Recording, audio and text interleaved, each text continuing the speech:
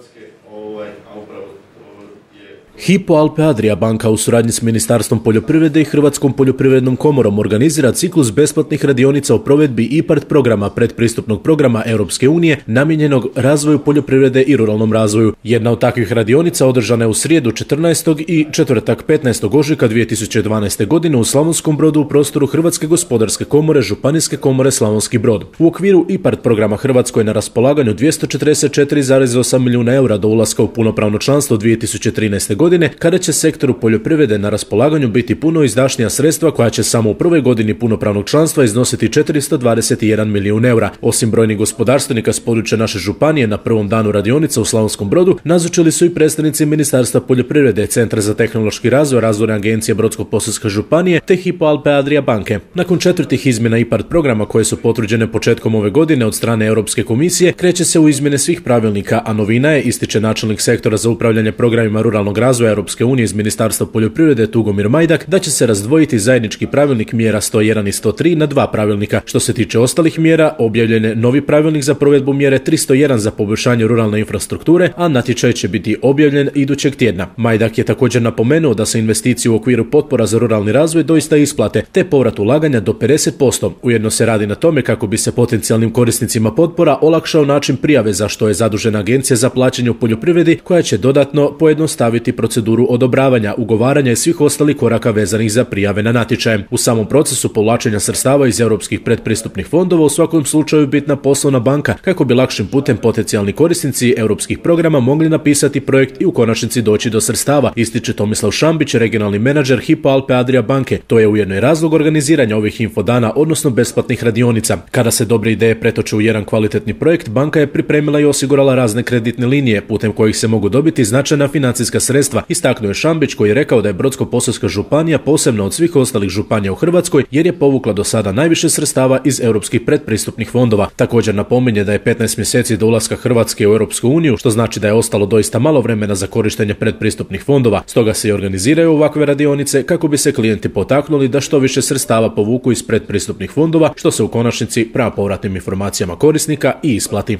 Sve dodatne informacije možete dobiti od našeg Hypo deska koji vam je uvijek na